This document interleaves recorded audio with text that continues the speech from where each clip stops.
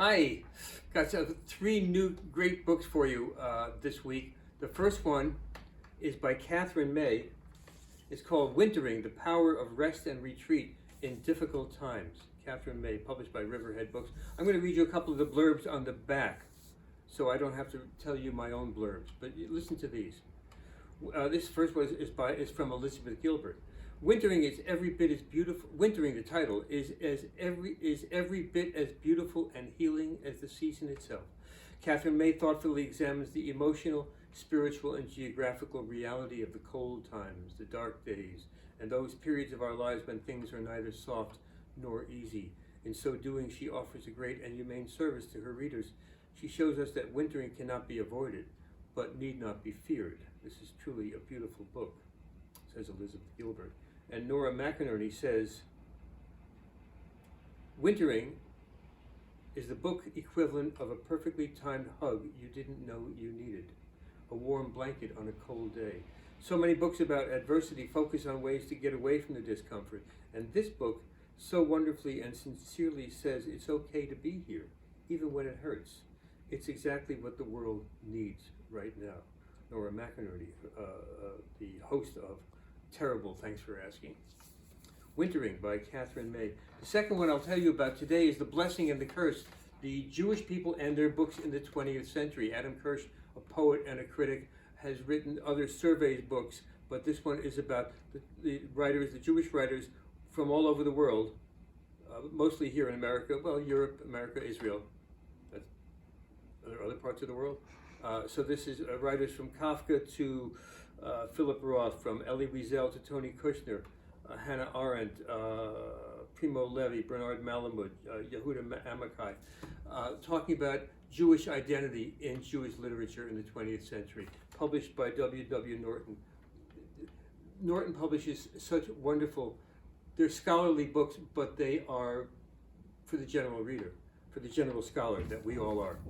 That's The Blessing and the Curse by Adam Kirsch. The third one is 400 Days by Ibram Kendi and Kaisha Blaine, a community history of African America, 1619 to 2019.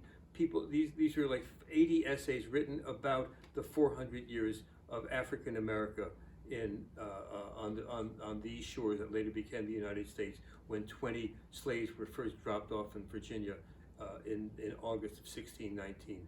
There's no ceremony like the Mayflower ceremony a year later, and this is a good book that you want to know about.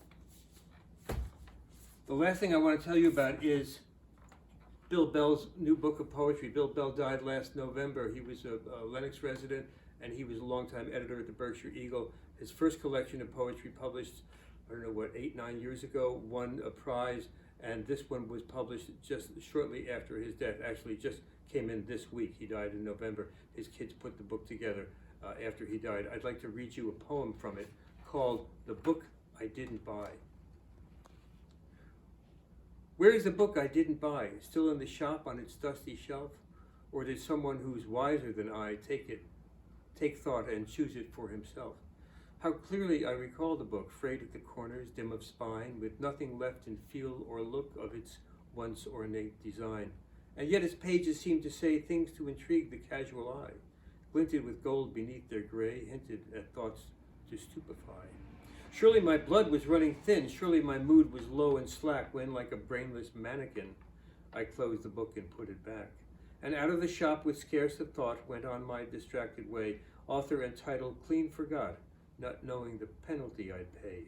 When later there came a haunting sense of something unaccounted for, the lure of a new experience that I'd not bothered to explore. Bill Bell's new book of poetry, Facing Mount Greylock. Hey, I want to tell you a couple of things. First of all, we have a new website. Check it out, bookstoreandlennox.com, with a new order button. If you want to place an order, just go right to the website and place it there. It's orders at bookstoreandlennox.com. It comes right to us. You get a reply, automatic reply, so you know we got it. And the other thing I want to tell you is that, hey, if you've been buying books from bookshop.org, they're sending us gobs of money. For you people who have been buying these books and not coming into the store, getting the mail directly to you or mailed directly to whoever you'd like, this is a wonderful service at bookshop.org.